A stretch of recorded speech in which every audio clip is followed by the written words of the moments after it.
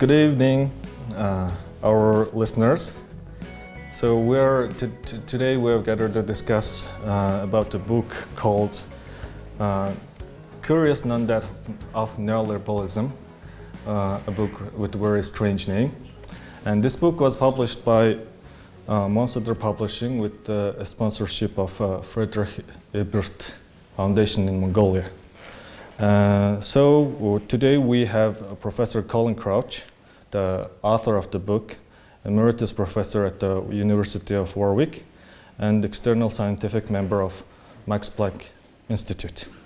And also, as a guest, we have Ms. х.Булгантуяа, Parliament member of Mongolia and former Vice Minister of Finance, and she is also a member of Mongolian People's Party.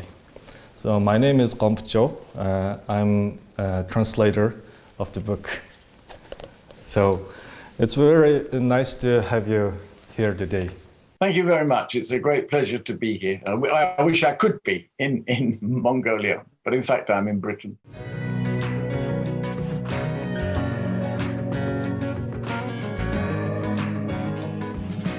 So from the name of the book, it sounds like there is something called neoliberalism, and it should already be dead.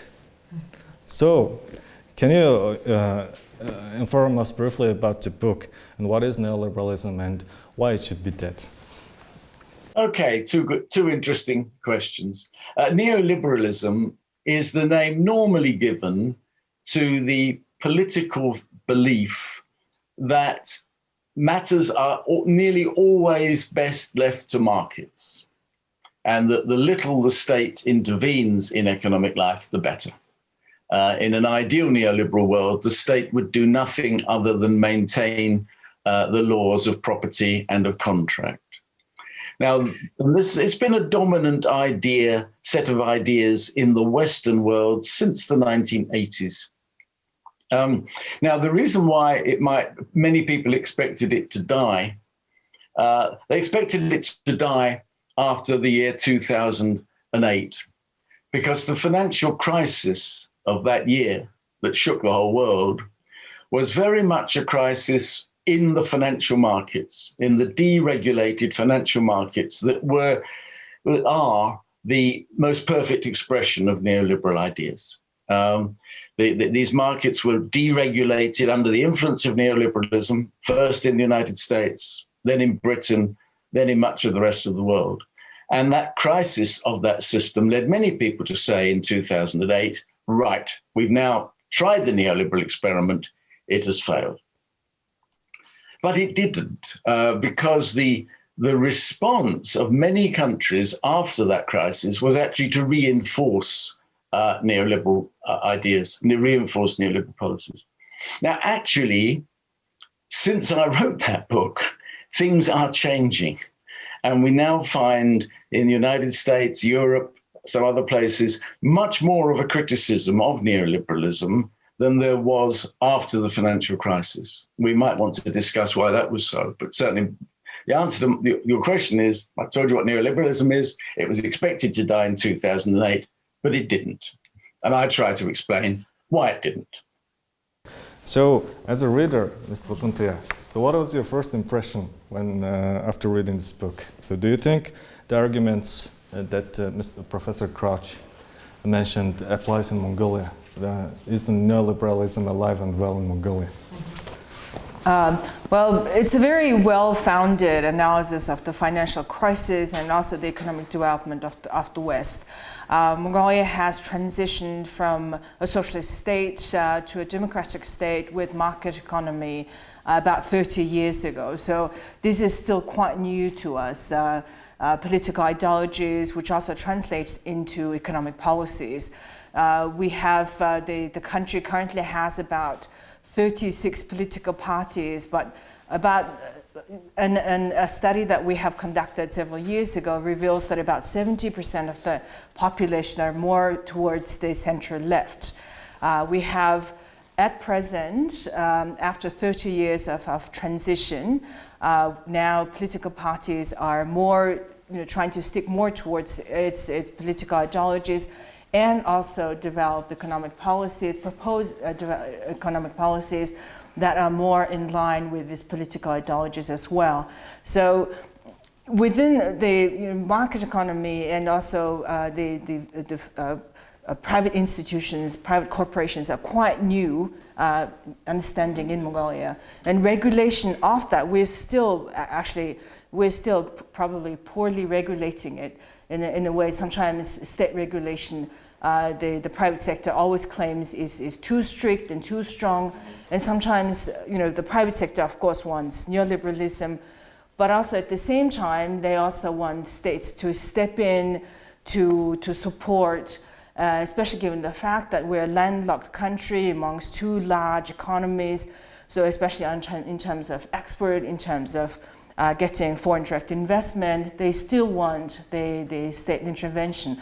So especially in terms of the economic policies, we're trying to find our footage as to how much of neoliberalism do we want, and also how much of state intervention do we want.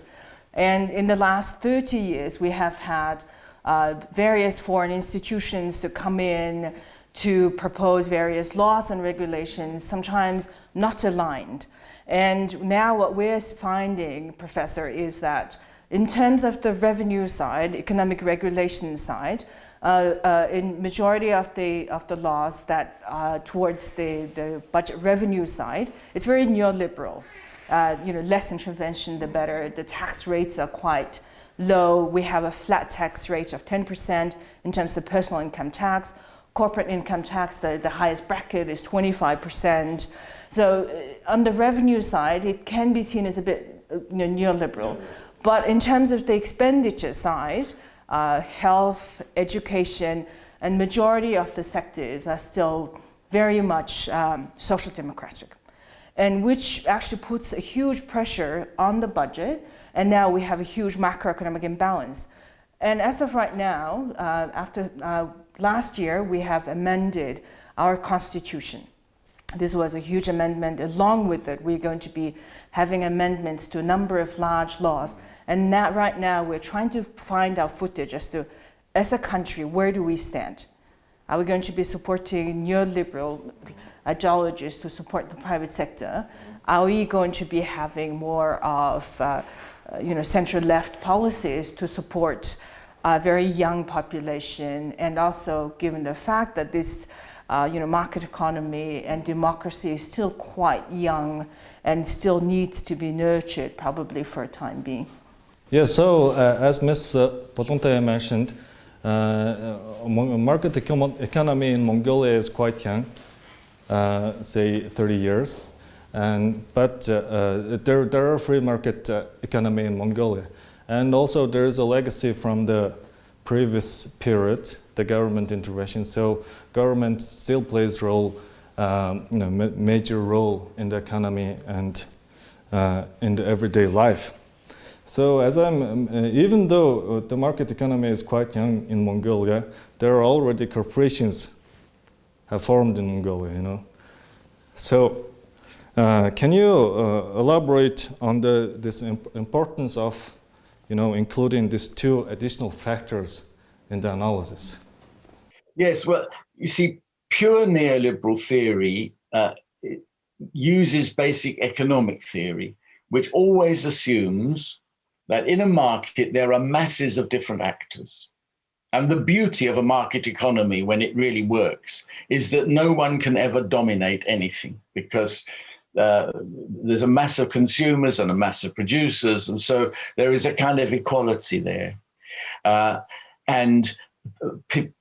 Companies can only make profits if they're providing things that people really want. And if people don't want them, they stop buying them. And this is where the market economy has very many advantages over state socialist economies. But there's a problem, and that is that what happens when some corporations become so big that they completely dominate a market, so that there is no real competition anymore, or competition is very, very limited. And we are seeing this at the moment in the world with the rise of the big tech giants of Google and Facebook and Microsoft and Apple. And when the internet economy first started, many people said, oh, this is wonderful because there will be no domination here. There will just be a mass of producers, a mass of consumers. It will be a pure market. But very, very quickly, a very small number of corporations have started to dominate it. And there are many complaints about that. You get other industries which are similar. The oil industry, the whole energy sector tends to be dominated by a small number of corporations. Now, when that happens, the beauty of the pure market no longer functions. And we find there is a division among neoliberal economists. On the one hand, there are some who say, we must prevent that from happening. We must break up big corporations. We must get as close to pure markets as possible. And they try to do that through corporate law. But often it's just impossible. Sometimes there are some sectors where there simply is not room for large numbers of producers. And then there are other neoliberals, especially in the United States, not so much in Europe, who say, well, if the emergence of these giant firms is the result of competition, then so be it. That's how it should be. And if you start interfering with that by trying to have anti-monopoly laws, then you actually interfere in the market. The market, in a way that if the market starts to destroy itself, you should let it. And so there is a major debate there. And a lot of the problems we have with neoliberalism is issues between those who try to want a pure free market, which is often very unrealistic, and those who want a market dominated by corporations. But when you get that, by large corporations, when you get that, you started to destroy the market. So that's one set of issues. Now, you then raise civil society. This is a completely different thing. In my work, I'm always worried that we place too much reliance on government and assume governments will do things, solve problems for us. And we forget that as citizens, we have the ultimate responsibility. And if there is something wrong with our political system, it's all of our fault because we didn't do anything about it. And if we look at where new ideas come from, where new political changes come from, where challenges to large corporations come from, it's usually groups out there in the society organizing themselves, campaigning. And as well as we need good, strong markets, we need good government, we also need strong, vibrant civil societies challenging both state and market. So Professor Krauch mentioned the importance of taking corporations aside of the market in this equation. So as I mentioned before, there are already corporations in Mongolia, and there are also anti-corporatist sentiment in Mongolia too. So in a way we call them populists, right? Yes. So in your opinion, do you think this narrative in this book somehow criticizing corporations as a product of market, but again destroyer of the free market economy? Do you think this narrative will sound populist in Mongolia? No, I think actually the book itself, it doesn't inherently criticizes corporations. It just gives the fact that neoliberal market economy would actually, in that, the large corporations pretty much rule. But at the same time, we also have to regulate them to make sure that they don't go into politics and also sets their own set of rules, and they don't also monopolize the whole market, that it has inferior externalities and that nobody can regulate it, nobody can oversee it, right? So I think especially the problem in Mongolia is probably the fact that market economy is still quite new to us, and before we could even probably set the rules straight, we started to have a large number of large corporations.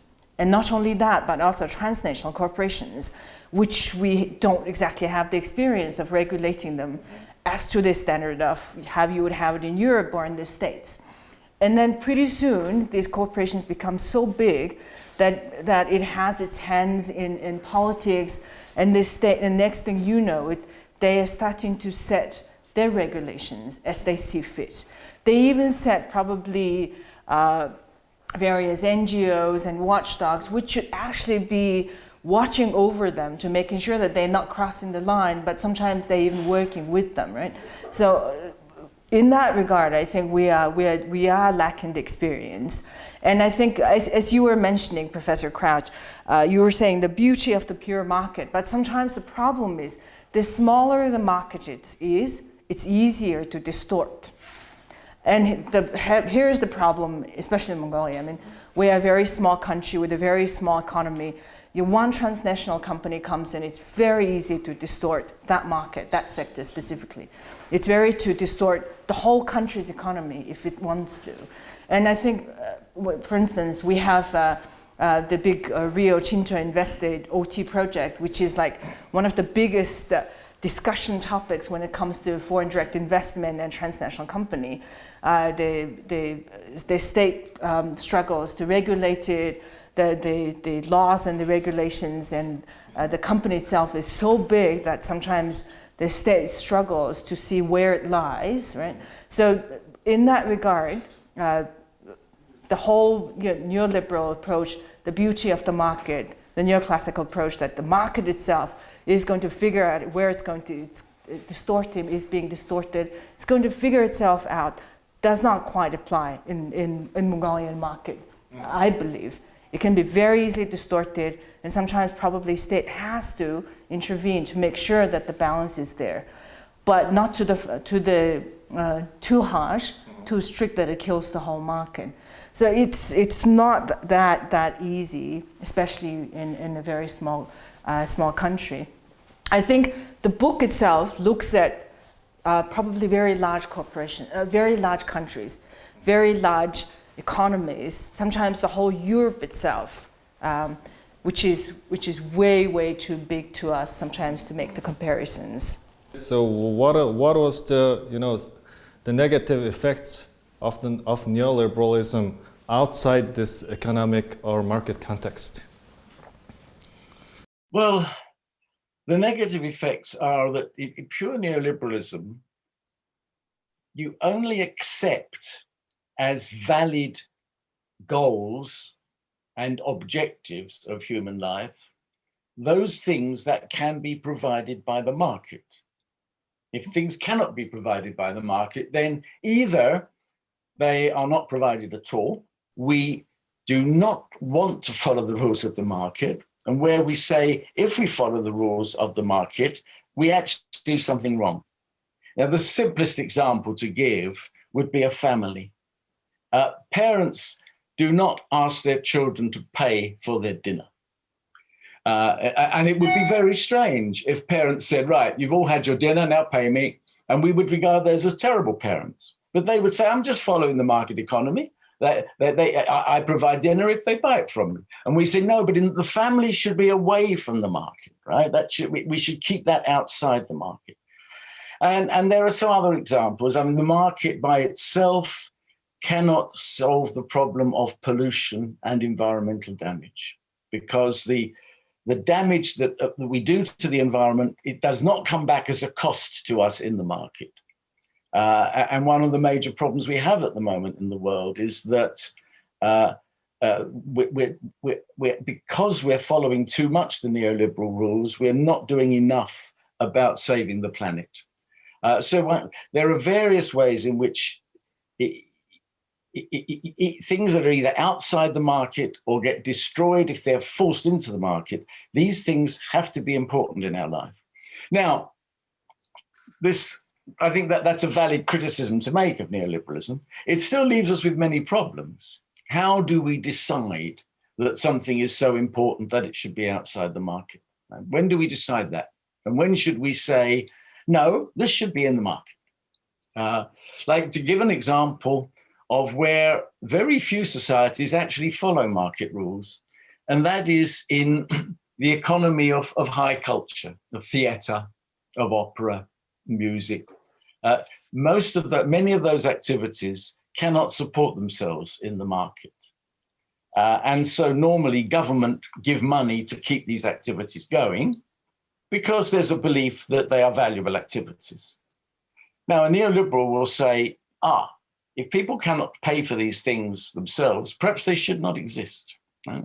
Why should the public in general pay for these things if they cannot exist in the market? And then we have a very big debate about whether the market should always rule what values we have. And these are very difficult debates. Neither extreme neoliberalism nor its extreme opponents can solve the problem easily because we have to search for balances. We have to say, well, these are our priorities. And we need ways of deciding what these priorities are. And for that, the only really effective way that we have come to understand is through politics, through democracy and parliaments and debate. But they themselves are very inadequate institutions often. They're actually not the best way we could have of deciding things. So wherever we turn, we are faced with imperfect things. But the important thing is that we try to have these debates. Try to have these debates. To have these debates, we need civil society in the equation, right? Yes. But it also takes a while for the civil society to also pick up that these are important as well. The problem with what happened with us in Mongolia was, especially after the 1990s, we thought exactly that. Whatever you put a price on is important, that we have to keep. And our tradition of having a very close relations to your family, living harmoniously with the nature, having very traditional values that we used to have in Mongolia, and probably as an Asian culture. After the 1990s, we started to forego them, thinking that probably in the market economy, they're not that important, that we could probably revive them afterwards sometime. After we have money, we can probably gain back the family or gain back what the nature. And what has ended up happening is things that we used to take for granted, like we never had air pollution before. Now we have become one of the most polluted cities, the capital of Mongolia, even though it's only 1.5 million. And we have become the city has become very congested in terms of the traffic. And the family values we used to hold strongly, we started to lose because we figured, and especially watching probably a lot of the Western cultures, observing a lot of the Western cultures, we figured this is how people are supposed to live. And probably after 30 years in this market economy and democracy, and I think especially the pandemic has really made us realize, no, family is important. No, in the end, this is all we have. You are talking about Mongolia, but you could have been talking about Britain or France or Germany or the United States, and we are all one world here.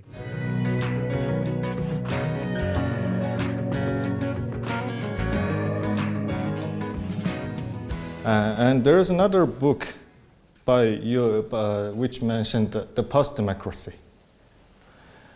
which is also about this democratic institution. So can you tell us a little more about what you meant by post-democracy? Yes, post-democracy, obviously as the word sounds as it means that we, in some parts of the world, we are moving towards a society where, although all our democratic institutions are still there, they are becoming empty and they are becoming a game rather than something serious. I'm mainly talking here about countries that have years and years of experience of democracy, so Western Europe, United States, Japan, some other parts of the world. So the argument for the new young democracy is a different one. But by post-democracy, I meant societies in which democracy was sort of wearing out. And I saw two principal causes of this, neither of which are anyone's fault. The first one is globalization, because under globalization, economic decisions, economic transactions take place at a level that democracy finds it very difficult to reach. Because democracy is but it's strongest at the level of the nation state, right? And sometimes more locally, but the nation state. Whereas the very big things happening in the economy, like we were talking about before, about the internet economy, things of that kind, these happen beyond the reach of any nation state. And so democracy is then weakened. Secondly, is something quite different from that. In the countries of the Western world, democracy came out of struggles by some people to be admitted into democracy, struggles by other people trying to keep them out. So there were struggles, and people acquired a political identity in those struggles, often very violent struggles. Then when finally, the second half of the 20th century, when in the West, these democratic institutions are more or less stable, those old identities that had been forged in deep conflict actually became the basis of, they were still the basis of identities, but these were now peaceful identities. Now, as time has passed, those identities have started to become weaker. They're now memories of conflicts of the grandparents' generation. And so the problem then is, how do people know who they are politically? How do people have a political identity if they're in a society where everyone is a citizen already? How do you decide who you are? And so that also weakens democracy, because the civil society does not give meaning to political parties. And so I do not believe we are yet in that state, but I said we're moving towards it. What would be the symptoms that we can observe of post-democracy?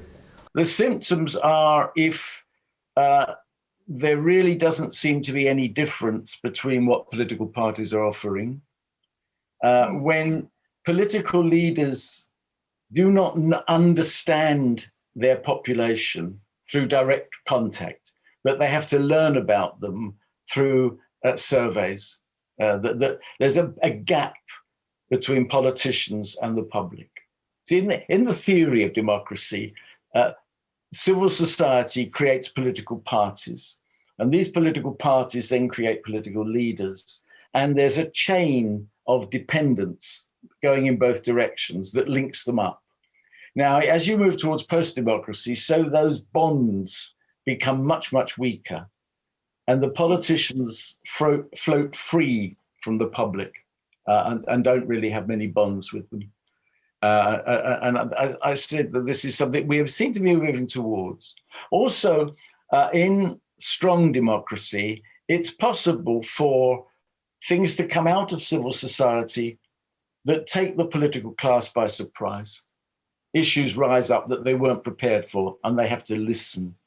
In a post-democracy, politicians do not need to listen, they just talk. So these would be the symptoms. And I think in most of Western societies, we still have fairly strong democracies, but we've been moving in that direction. Problems for the young democracies are rather different. There, you start in a globalized world. So immediately you have this problem of how can we come to terms with globalization? Have we got political institutions that can do that? And secondly, depending on how you emerged out of pre-democracy, depends on whether people have had a chance to form strong political identities or not.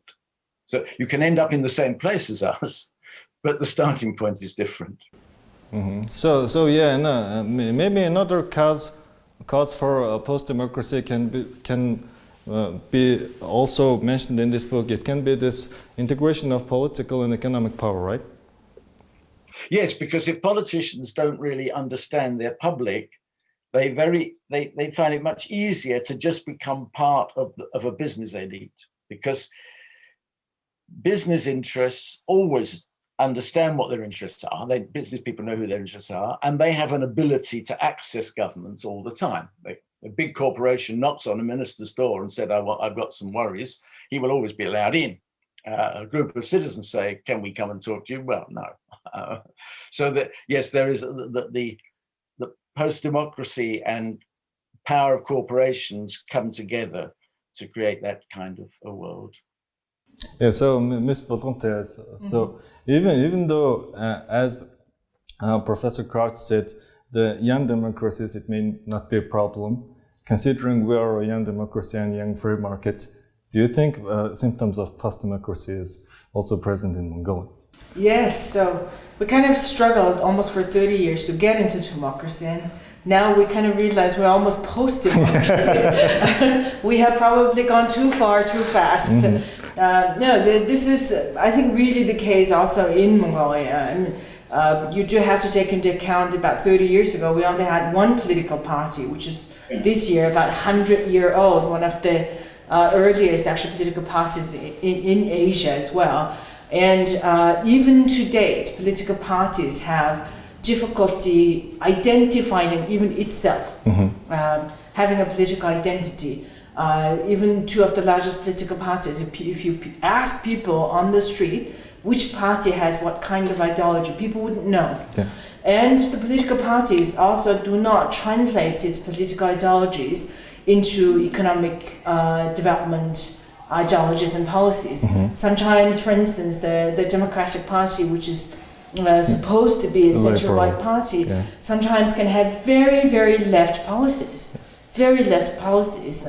And sometimes the center-left political party can hold very, very neoliberal ideologies. So when the political parties have a hard time trying to identify itself and also develop and implement policies seamlessly in line with its ideologies, you can't expect the general public to have political identities. So if you ask people on the street today, everybody will say we are pro-democracy.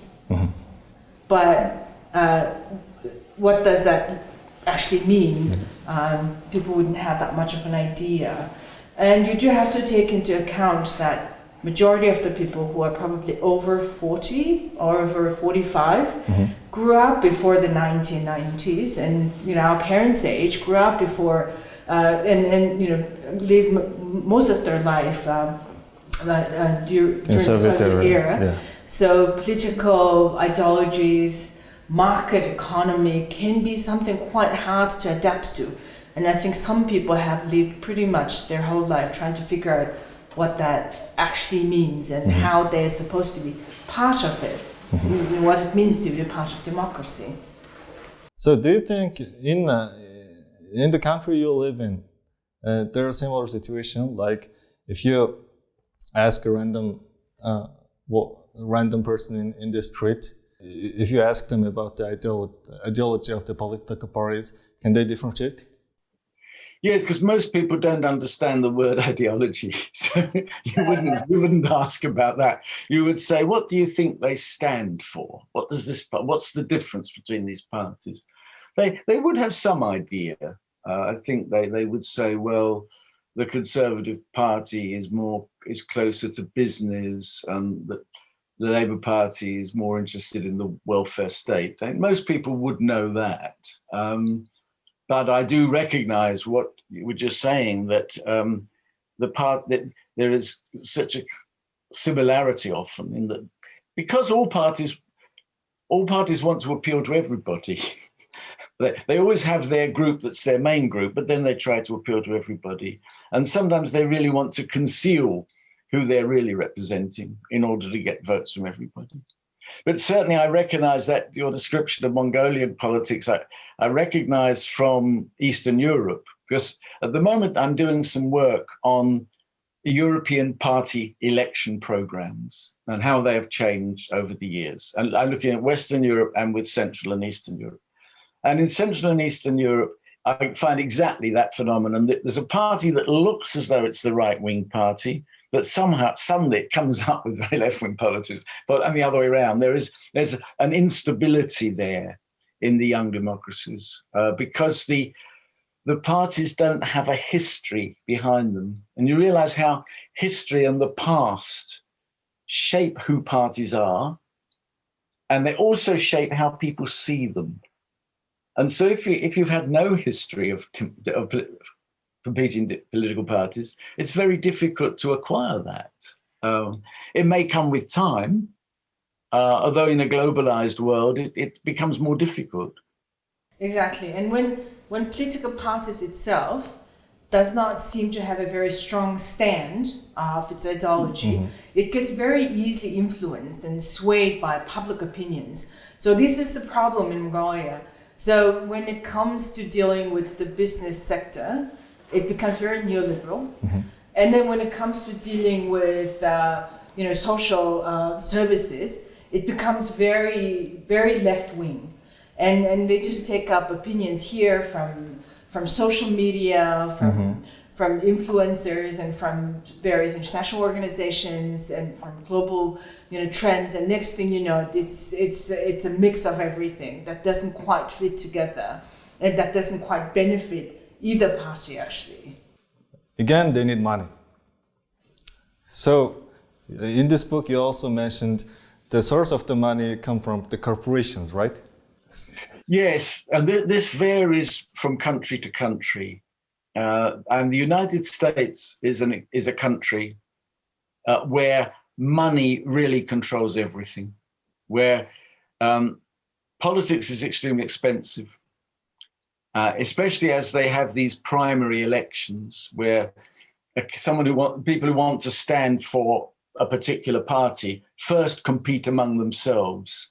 Now, in order to take part in those competitions, you need money, lots and lots of money. And so the wealthy people in the United States really act as gatekeepers, controlling who has access to the political stage.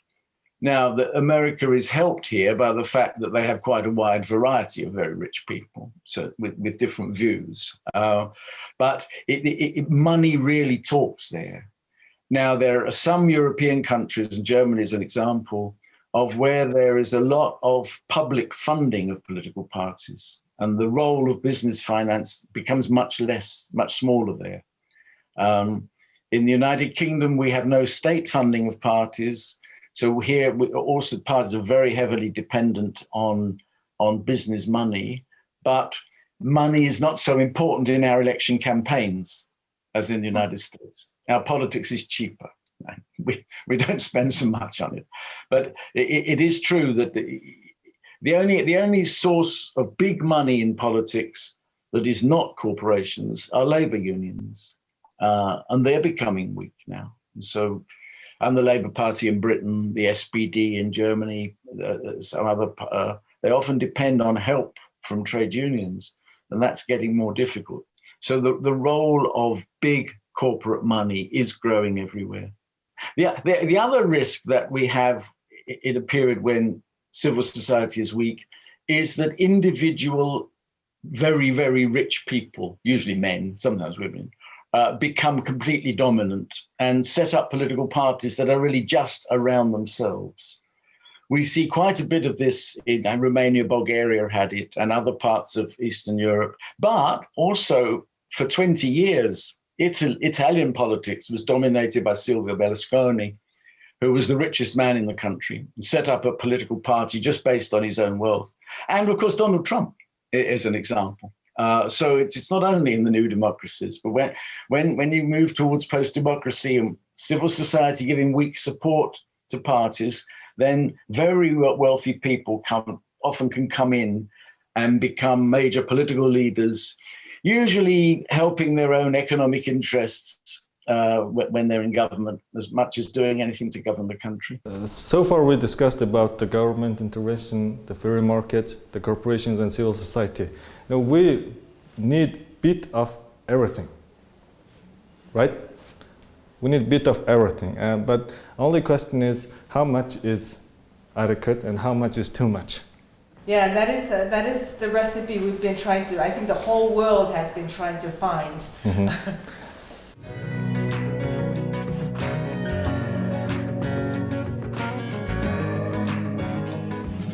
About that, I want to start with Ms. Bulgantuyaa.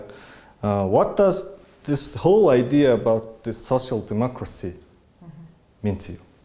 Social democracy, and what is it different from what we call socialist? You know, the word we're all afraid of in Mongolia. Yeah.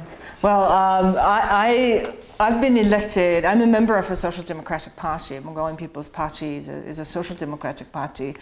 Yet a lot of people, especially the young people who don't exactly know what we stand for, the political ideology, sometimes do assume that we're still a socialist party. Especially, I get raised eyebrows from the young population. They're like, you've been Western educated. Why are you in a socialist party? Why are you not in the Democratic Party? And this is what exactly I was saying. What we stand for, especially the big two political parties, you would assume that people would know by now after 30 years, but people don't. This time for you, Professor Krauch, what does social democracy mean to you? The difference between social democracy and socialism is that socialism really believes that the state needs to be the dominant actor in the economy, and that very limited use is made of markets.